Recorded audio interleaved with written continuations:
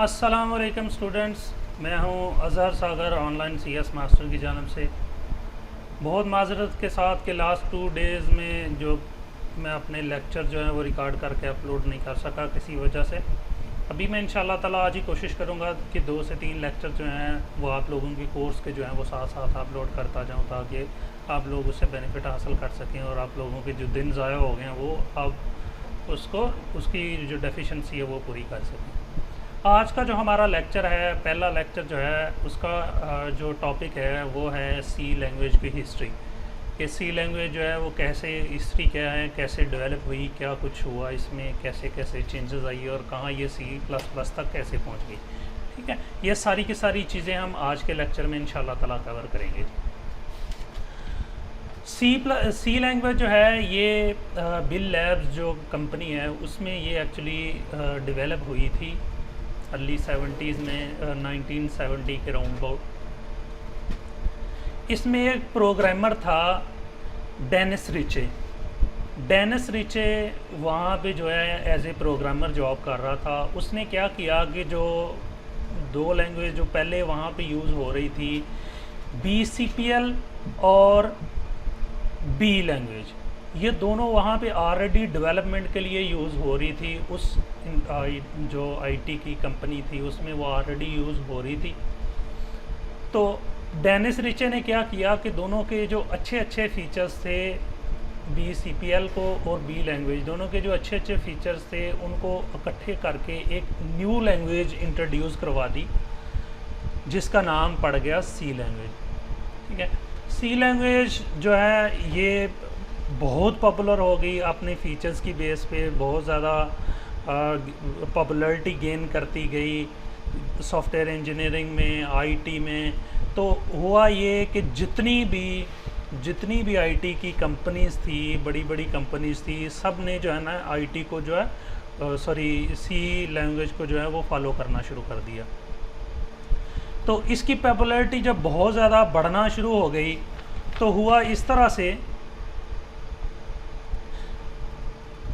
ये कि हर प्रोग्रामर ने अपने अपने हिसाब से इसमें एडिशन करना शुरू कर दी। किसी ने कुछ चेंजेस इसमें डाल दी, किसी ने कुछ अपडेट्स इसमें डाल दी, मुख्तलिफ़ तरह की इसमें अपडेट्स जो है ना वो डाल ली हर किसी ने।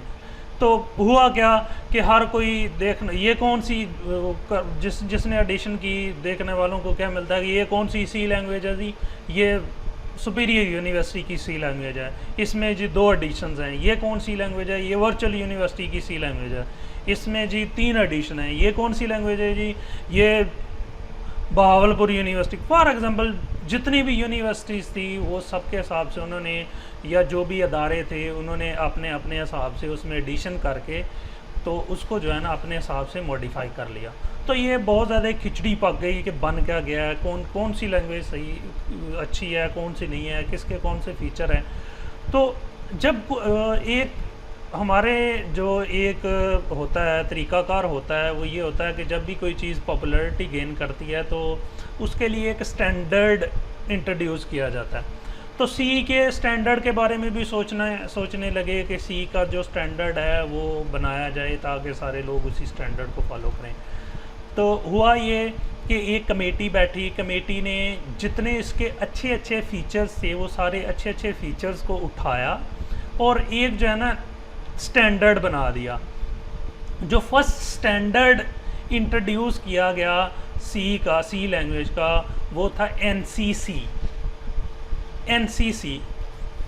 यानी कि अमेरिकन नेशनल स्टैंडर्ड्स इंस्टीट्यूट ने जो C बनाई वो जो है ना वो उसका एक स्टैंडर्ड मेंटेन किया गया, उसको नाम दिया गया NCC। ठीक है, यानी कि NC की C। ठीक हो गया, वो एक स्टैंडर्ड बन गया। उस स्टैंडर्ड को जो है ना वो अब फॉलो किया जाने लगा। लेकिन अब जो इसका सारे की सारी जो पॉपुलैरिटी थी तो वो तो बहुत ज़्यादा थी, एवेल्यूएशंस होती रहती हैं, मज़ीद अपडेशन आती रहती हैं, मज़ीद जो है ना डेवलपमेंट होती रहती है।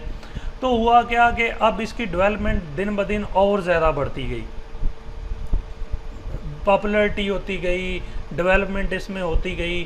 तो आहिस्ता आहिस्ता यहाँ तक बात पहुँच गई कि एक और प्रोग्रामर था जिसका नाम था जारे स्टोव स्टोव, उसने C++ जो लैंग्वेज थी वो डेवलप की।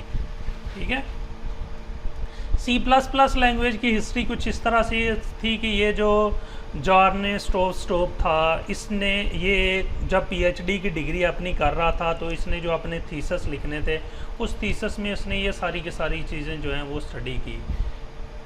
तो उसने एट लास्ट जो है ना वो C++ जो है ये डेवलप की थी।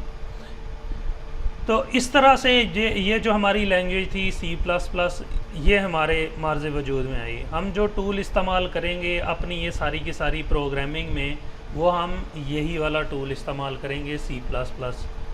ठीक है, मैं इस सारे प्रोग्राम में आप लोगों को एक्चुअली C++ पढ़ाने नहीं जा रहा, C++ नहीं सिखाने जा रहा। मेरा मकसद जो है, ये जो कोर्स है जिसको आप सुन रहे हैं, ये है लेट्स लर्न प्रोग्रामिंग। इसमें आप लोगों को मैं प्रोग्रामिंग सिखाऊंगा, ना कि C++। अगरचे हम C++ को यूज़ करते हुए पढ़ेंगे इसको, C++ जो है वो आप इसमें डेफिनेटली सीखेंगे, लेकिन जो मेरा मेन फोकस है, जो सिखाने का मकसद है, वो ये है कि आप लोग प्रोग्रामिंग करना सीखें। जब आप लोग प्रोग्रामिंग करना सीख जाएंगे तो कोई भी लैंग्वेज आपको सीखना मुश्किल नहीं होगी। आप लोगों के पास प्रोग्रामिंग स्किल्स हैं तो आप C++ भी सीख सकते हैं, आप पास्कल भी सीख सकते हैं, आप जावा भी सीख सकते हैं, .NET भी सीख सकते हैं, C#, जो भी जितनी भी लैंग्वेजेस हैं कोई भी बड़ी आसानी के साथ सीख सकते हैं।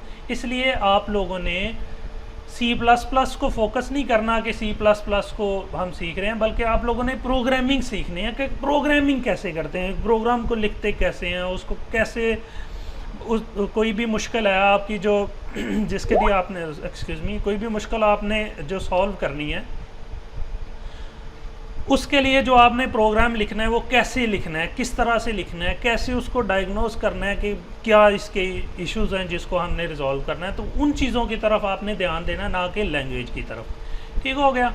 मैं इसका इंट्रोडक्शन इतना ज़्यादा नहीं बताया कि आप लोग बजाते खुद पहले भी जो ऑलरेडी स्टूडेंट्स हैं वो इसकी हिस्ट्री जानते ही हैं। अगर किसी को थोड़ी सी वीकनेस भी है तो वो विकीपीडिया से पढ़ सकता है, थोड़ा सा गूगल करेगा तो उससे भी पढ़ सकता है।